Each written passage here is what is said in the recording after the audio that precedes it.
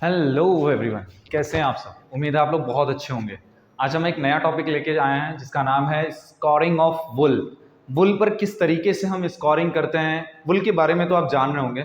अगर आप वुल के बारे में पूरी तरीके से वीडियो चाहते हैं कि नहीं, वुल में क्या क्या चीज़ें होती हैं, वुल कैसा फाइबर है कैसा नहीं फाइबर है, वुल के बारे में फुल डिटेल उसकी प्रॉपर्टीज़ के बारे में अगर आप जानना चाहते हैं तो आप प्लीज़ कमेंट करिएगा। मैं आपको वुल के मतलब फाइबर, हर एक फाइबर्स के बारे में एक इंडिविजुअली वीडियो बना के दे दूंगा। ओके, आज हम पढ़ेंगे स्कोरिंग ऑफ वुल कि स्कोरिंग ऑफ वुल कैसे करते हैं। पहली चीज है कि स्कोरिंग क्या होता है, व्हाट इज स्कोरिंग। तो स्कोरिंग एक ऐसा प्रोसेस होता है जिसके थ्रू हम जो भी हमारे फाइबर्स में इम्प्योरिटीज होती हैं उनको हम क्या करते हैं, रिमूव करते हैं। ठीक है, bye the help of soap, soda S etcetera. मतलब जब भी हमारे फाइबर्स में गंदगी होती है, जो भी एटमॉस्फेयर से गंदगी हो, जो हमारे एटमॉस्फेयर से फाइबर के अंदर आ गया हो, या फिर जो ग्रीस वगैरह गिर जाता है, वैक्सेस ऑयल वगैरह गिर जाते हैं, तो उन ऑयल और वैक्सेस को हमें क्या करना होता है, डस्ट और डर्ट जो होता है उनको हमें क्या करना होता है, रिमूव करना होता है। तो removal of dust, dirt, waxes, oils, इस प्रोसेस को क्या बोलते हैं, स्कोरिंग प्रोसेस। ठीक है, तो आज हम सीखेंगे कि स्कोरिंग ऑफ वुल हम कितने तरीके से करते हैं। देखिए, स्कोरिंग ऑफ वुल को हम तीन तरीके से कर सकते हैं। पहला मेथड है हमारा इमल्सन मेथड, दूसरा है हमारा सॉल्वेंट मेथड, और तीसरा है हमारा फ्रीजिंग मेथड। ध्यान से समझिएगा जो मैं बोलने वाला हूं। वुल एक पॉलीएमाइड फाइबर्स है, वुल एक नेचुरल पॉलीएमाइड फाइबर्स है। देखिए, हर एक बात मैं एक बार और बता दे रहा हूं आपको।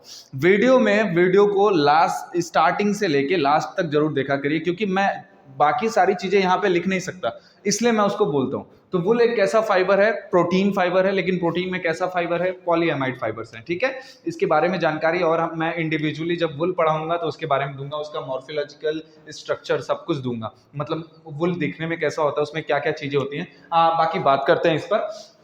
तो सबसे पहले इमल्सन मेथड। इमल्सन मेथड क्या होता है, इमल्सन मेथड वो मेथड होता है जिसमें हम जो हमारा ऑयल और वैक्सेस होते हैं उनको हम क्या करते हैं, इमल्सीफाइंग फॉर्म में बना देते हैं। इमल्सीफाइंग फॉर्म मतलब क्या होता है, सैपोनिफिकेशन क्या होता है। तो इस सारे वर्ड को मैंने एक स्कोरिंग प्रोसेस में बताया हुआ है, आप जाकर देखेंगे मेरे प्री ट्रीटमेंट प्लेलिस्ट में, तो वहां पर मैंने स्कोरिंग प्रोसेस लिखा हुआ है, स्कोरिंग प्रोसेस पर वीडियो बनाया हुआ, वहां पर अगर आप जाएंगे और फिर इसके बाद इस वीडियो को देखेंगे तो आपको पक्का अगर 100% समझ में आ जाएगा कि व्हाट इज स्कोरिंग।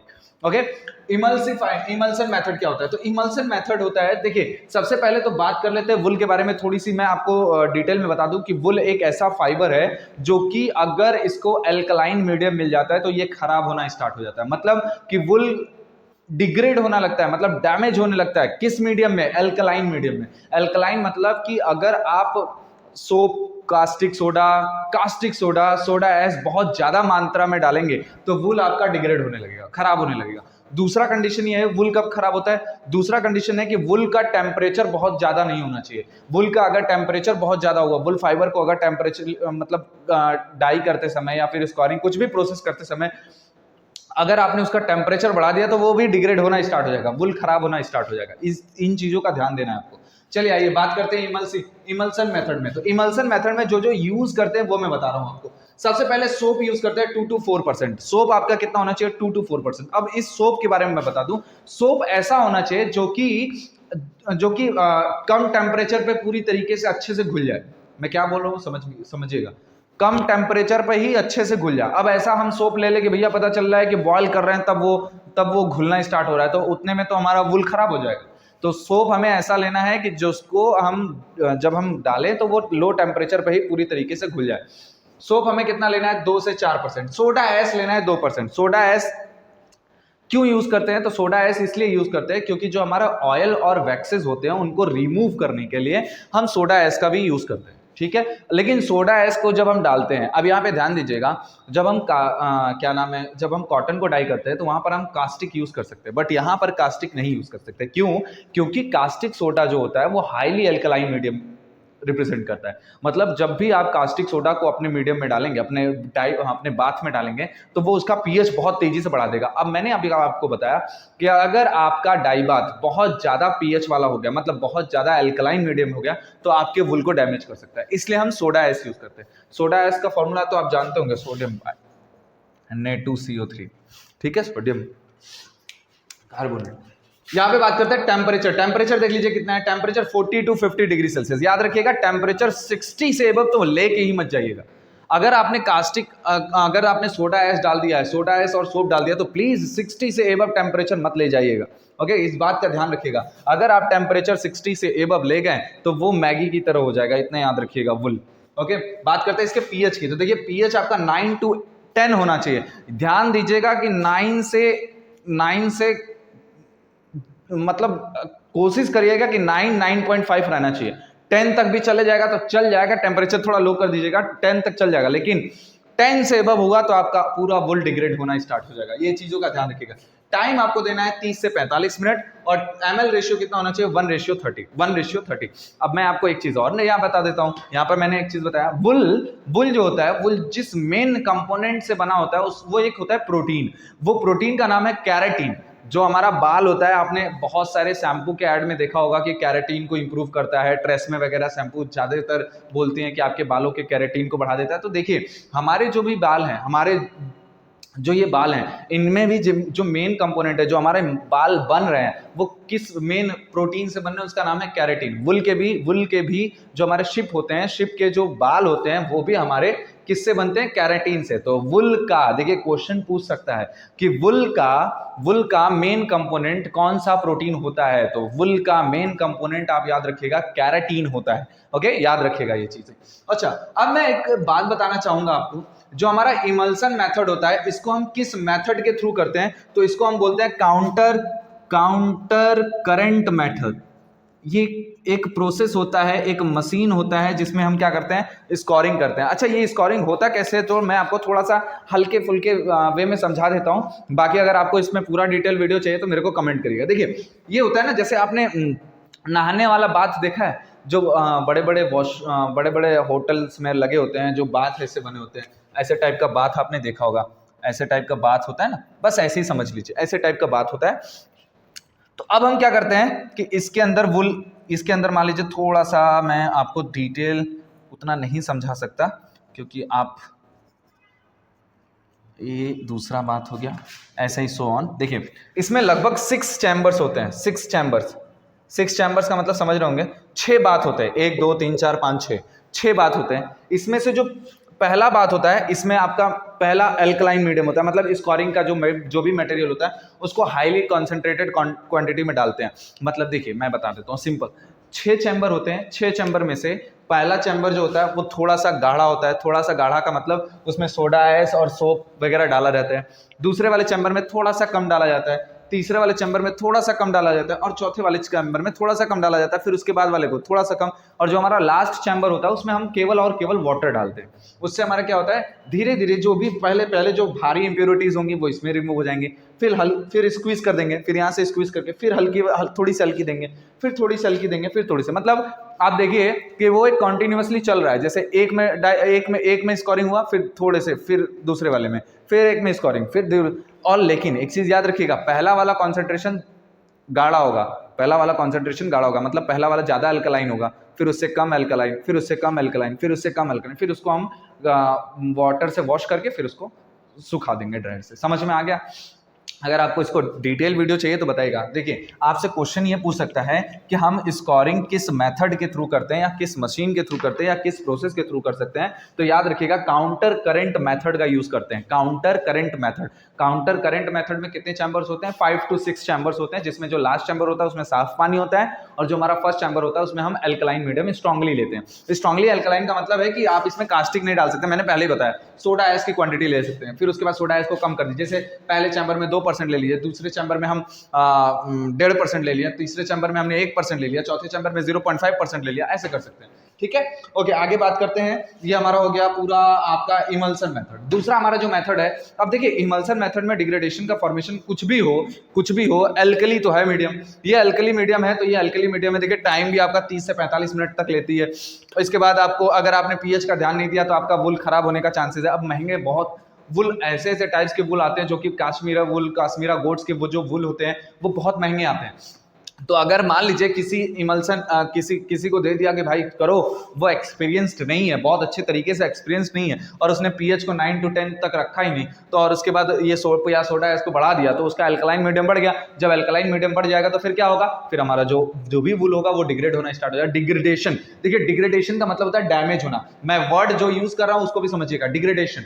डिग्रेडेशन का सिनोनिम्स है डैमेज होना, तो डैमेज होना, फाइबर क्या होने लगेगा, डैमेज होने लगेगा। देखिए टेक्सटाइल में क्या होता है ना कि टेक्सटाइल में आपको उस वर्ड का यूज करना पड़ता है जो कि टेक्सटाइल इंडस्ट्री में यूज होता है।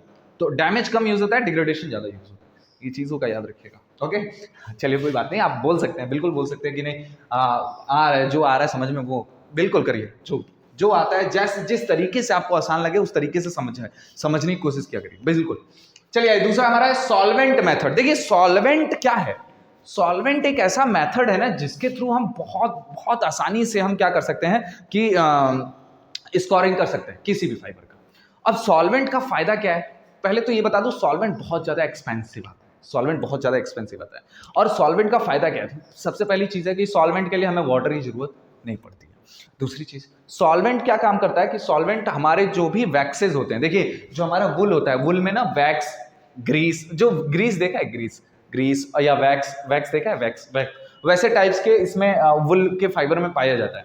तो वुल के फाइबर से हमें उसको निकालना पड़ेगा। क्यों निकालना पड़ेगा, क्योंकि वुल के फाइबर्स में जो वैक्स ऑयल्स होते हैं वो क्या होते हैं, जो हमारा वुल के फाइबर में जो ऑयल वैक्सेस होते हैं वो क्या होते हैं, हाइड्रोफोबिक होते हैं। हाइड्रोफोबिक का मतलब पानी को एब्जॉर्ब नहीं करते, तो पानी को एब्जॉर्ब नहीं करेगा तो वो डाई होगा ही नहीं। तो डाई करने के लिए हमें उसको हाइड्रोफोबिक से किस में बनाना होता है, हाइड्रोफिलिक। और हाइड्रोफिलिक बनाने के लिए हम कौन सा प्रोसेस करते हैं, स्कोरिंग। ये चीजों को याद रखिए, ये सारी चीजें मैंने पिछले क्लासेस में पढ़ाया हुआ है, वहां पे जाकर आप वीडियो को चेकआउट करिएगा, मैं प्लेलिस्ट में भी दे दूंगा, डिस्क्रिप्शन में भी दे दूंगा, प्लीज जाकर देखिएगा उसको। ओके, देखिए सॉल्वेंट जो यूज करते हैं वो देखिए क्या है, ट्राइक्लोरोएथिलीन, परक्लोरोएथिलीन, ट्राइक्लोरोएथेन, कहीं कहीं पेट्रोल भी यूज किया जाता है, लेकिन बहुत एक्सपेंसिव आता है। पेट्रोलियम क्या होता है, एक्सप्लोजिव होता है, एक्सप्लोजिव थोड़ी सी भी चिंगारी लगी तो गायब हो जाएगा।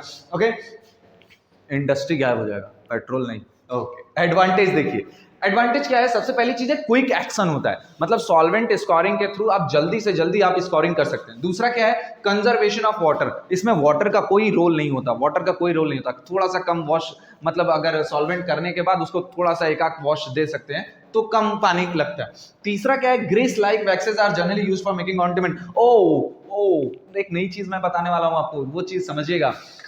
सॉल्वेंट के मेथड के थ्रू जो भी हमारा वैक्स और ग्रीस निकलता है, जब वो नीचे बैठ जाता है तो आपको पता है उसका भी यूज किया जाता है। और उसका यूज कहाँ होता है, जो घाव लग जाता है ना, घाव पे मलहम लगाते हैं, मलहम, तो वो जो ऑन्टिमेंट होता है, ऑन्टिमेंट को बनाने के लिए हम जिस वैक्स का यूज करते हैं वो जनरली यही होता है।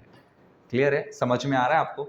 तो हम देखिए सॉल्वेंट मेथड का फायदा तो है, लेकिन ये दिस इज वेरी कॉस्टली भी है। और एक चीज और बताऊं, एक चीज और इसका फायदा बताऊं, सॉल्वेंट जो होता है एक बार यूज होने के बाद फिर हम उसको दोबारा यूज कर सकते हैं, इवापोरेट करके फिर यूज कर सकते हैं, फिर उसको यूज कर सकते हैं, फिर उसको तो कम, मतलब चांसेस इसके कम है कि नहीं बार बार यूज करना। तो महंगे तो होते हैं, लेकिन फायदा होता है, फायदा भी है कि हम इसको बार बार यूज कर सकते हैं। दूसरा, बार बार यूज करने का मतलब कभी खत्म ना हो ऐसा नहीं है, होगा खत्म। ओके, दूसरा क्या फायदा क्या है, दूसरा इसमें फाइबर के डैमेज होने के चांसेस बहुत कम होते हैं, फाइबर हमारा बहुत कम डैमेज होता है। क्लियर। तीसरा क्या है, पानी कम लगता है। चौथा क्या है, क्विक एक्शन होता है। पांचवा देखिए, जो भी वैक्सेस निकलते हैं, ग्रीस निकलते हैं, उसको हम मरहम बनाने के लिए काम कर लेंगे। क्लियर हो रहा है, आगे चलते हैं। आगे हमारा फ्रीजिंग मेथड, देखिए जैसा कि आपको नाम से ही लग रहा होगा, फ्रीजिंग मेथड। फ्रीजिंग मतलब फ्रीज करना मतलब उसको फ्रिज के अंदर डाल देना ना, बस बात वही है, लगभग सेम टू सेम वही है। देखिए हम क्या करते हैं, जिस वुल के फाइबर्स को, जिस वुल का जो फाइबर है उसमें से अगर हमको वैक्सेस और ग्रीस निकालना होगा तो हम क्या करेंगे, उसको ठंडा करेंगे। कितने टेम्परेचर पे ठंडा करेंगे, देखिए जरा यहाँ पे ध्यान से दीजिए, -35 degree Celsius to -45 degree Celsius, मतलब बहुत ज्यादा ठंडा करेंगे। देखिए उस पर ना, वुल पर फ्रीजिंग का कोई इफेक्ट नहीं पड़ेगा, वुल के फाइबर पर कोई इफेक्ट नहीं पड़ेगा, लेकिन जो वैक्स होगा, जो ऑयल होगा, वो क्या होगा, जमना स्टार्ट हो जाएंगे। मतलब जो आपका वैक्स ऑयल होगा, ग्रीस होगा, वो क्या होगा, सॉलिड होना स्टार्ट हो जाएंगे। सॉलिड मतलब समझ रहे होंगे, कठोर होना स्टार्ट हो जाएंगे। अब थोड़ा ध्यान से समझिएगा, मैं उस चीज को प्रैक्टिकली ले रहा हूं। मान लीजिए कि एक धागे पर पूरी तरीके से ऑयल लगा लीजिए, मोमबत्ती दिखा है, सॉरी कैंडल देखा है? कैंडल देखा है? मोमबत्ती टाइप होता है ना, उसमें बीच में धागा होता है, फिर ऊपर वैक्स लगा होता है। अगर हम उसको फ्रिज में रख दें, फ्रिज में रख देंगे, फिर उसके बाद कुछ टाइम बाद उसको लेके मारेंगे तो पूरा वैक्स अलग हो जाएगा, मतलब पूरा जो मोमबत्ती का जो मोम होगा वो अलग हो जाएगा। बस वही काम यहाँ पे होता है। फाइबर के बीच में मतलब फाइबर को पहले हम बैठा देते हैं, फिर फाइबर को 35 टू -35 टू -45 डिग्री सेल्सियस पर 3 से 7 मिनट तक ठंडा करते हैं। जब एकदम ठंडा हो जाता है तो वो जो मोम होता है, वो जो ग्रीस होता है, वो एकदम मतलब सॉलिड फॉर्म में हो जाता है। और सॉलिड फॉर्म में हो जाता है तो हम क्या करते हैं, उसको विग्रसली एकदम बहुत पीटते हैं। जब हम बहुत ज़्यादा पीटेंगे तो बहुत ज़्यादा, जब हम फाइबर पे लाठी से पीटेंगे तो जो भी सॉलिड फॉर्म होता है वो टूट टूट के नीचे टुकड़ों के फॉर्म में निकल जाता है। अब टुकड़ों के फॉर्म में निकल जाएगा तो उसका फायदा क्या है? ऑर्नामेंट बनाने के लिए आ जाएगा। दूसरा, ठीक है, ये कर लिया। तो अब देखो चांसेस बहुत रेयर है, मतलब करते तो हैं ये मैनमेड भी, मतलब मैनुअली भी कर सकते हैं और ऑटोमेटिकली भी होता है। तो अब ऐसा भी हो सकता है कि कहीं ना कहीं वैक्सेस रह जाए। अगर मान लीजिए वैक्सेस नहीं भी है तो क्या इसमें पत्ती या फिर कोई भी डस्ट वस्ट होने का है ना, चांसेस है ना? क्योंकि डस्ट तो नहीं निकलेंगे, मिट्टी थोड़ी वहां पे जाएगी, एकदम जम जाएगी। हो सकता है कुछ ना कुछ इंप्योरिटीज हो, तो कुछ ना कुछ इंप्योरिटीज रहेंगी तो हम थोड़ा सा छोटा सा इमल्सिफाइंग मेथड कर लेंगे। समझ में आया क्वेश्चन? समझ में आया क्या मैं करूँ? फ्रीजिंग करने के बाद ज़्यादा वैक्सेस होगा तो देखिए एक चीज़ मैं आपको बता देता हूँ, यहाँ पर हम ऑन्टिमेंट बनाने के लिए यूज़ नहीं कर सकते क्योंकि इसमें सोडा है, सोप, ये सब मिला चुके हैं। लेकिन यहाँ पर तो कर सकते हैं ना, तो जितना मैक्सिमम होगा हम ऑन्टिमेंट बनाने के लिए वैक्सेस और ग्रीस को रिमूव कर लेंगे। बाकी जो बचा होगा उसको हम स्कोरिंग मेथड, ये वाला इमल्सन मेथड से क्या कर देंगे? रिमूव कर देंगे। अच्छा, यहाँ पर एक मैंने टॉपिक लिखा हुआ है कार्बोनाइजेशन। देखिए जनरली लोग ना अक्सर करके यही पूछते हैं कि व्हाट इज कार्बोनाइजेशन। अगर आप कहीं पे अगर आप अपना इंटरव्यू वगैरह दे रहे हैं तो लोग पूछ देते हैं कि व्हाट इज कार्बोनाइजेशन। तो देखिए कार्बोनाइजेशन क्या होता है कि जब हम वुल के फाइबर पे काम करते हैं, वुल के फाइबर पे जब हम स्कोरिंग प्रोसेस करते हैं तो फ्रीजिंग के बाद हो सकता है कि उसमें आपने दिया, उसमें पत्ती वत्ती हो, सूखी पत्ती हो, तो सूखी पत्ती क्या कभी रिमूव होगी? इससे नहीं होगी ना, क्योंकि आप जानते हो सूखी पत्ती जो होती है वो सेलुलोज से बनी होती है और सेलुलोज कभी भी अल्कलाइन में नहीं घुल सकता। वो किस में घुल सकता है? एसिड में। तो हमें क्या करना होगा? उसको एसिड से ट्रीट करना होगा जिससे वो घुलकर खत्म हो जाएगी। तो यहाँ पर मैंने लिखा है कार्बोनाइजेशन क्या होता है। कार्बोनाइजेशन कैसा प्रोसेस होता है? Removing of cellulosic material. Cellulosic material कुछ भी हो सकता है, किसी भी पत्ती का डंठी हो सकता है, किसी भी पत्ती हो सकती है, कोई भी फूल हो सकता है, कुछ भी हो सकता है। Removing of cellulosic material from wool by the help of acid. Simple सी बात है, कोई ज्यादा टिपिकल नहीं है। पानी लेते हैं, पानी में थोड़ा सा एसिड डालते हैं, एसिटिक एसिड डाल सकते हैं, फॉर्मिक एसिड डाल सकते हैं, HCl भी डाल सकते हैं, क्वांटिटी कम रख के। जब डाल देते हैं फिर उसके बाद उसमें वुल को ले जाएंगे, 2-3 बार ऐसे करेंगे, उसके बाद खत्म, काम खत्म। Okay, this is all about scoring of wool. ये पूरी तरीके से स्कोरिंग ऑफ वुल के बारे में मैंने आपको बता दिया। अगर आपको ये समझ में नहीं आया तो प्लीज वीडियो को कमेंट करिएगा, वीडियो में कमेंट करिएगा कि नहीं आपको नहीं समझ में आया। और अगर ये वीडियो आपको अच्छी लगी हो तो प्लीज वीडियो को लाइक करिए, चैनल को सब्सक्राइब करिए। और एक चीज मैं आपको पर्सनली बोलना चाहूंगा कि वीडियो को पूरा देखा करिए, क्योंकि मैं यहाँ पर बोर्ड पर पूरी चीजें नहीं लिख सकता, क्योंकि मुझे लिख लिख के समझाना भी पड़ता है। तो आप पूरा वीडियो जब देखेंगे तो आप, मैं जो बीच बीच में वर्ड यूज करता हूं ना, वो चीजें आप सीखेंगे तो आपको समझ में आएगा कि नहीं बार बार ये क्यों यूज हो रहा है। ओके, अगर आपको किस टेक्सटाइल से रिलेटेड कोई भी प्रॉब्लम होगा तो आप प्लीज मेरे इंस्टाग्राम पे मेरे को मैसेज कर सकते हो। ओके, थैंक यू, जय हिंद।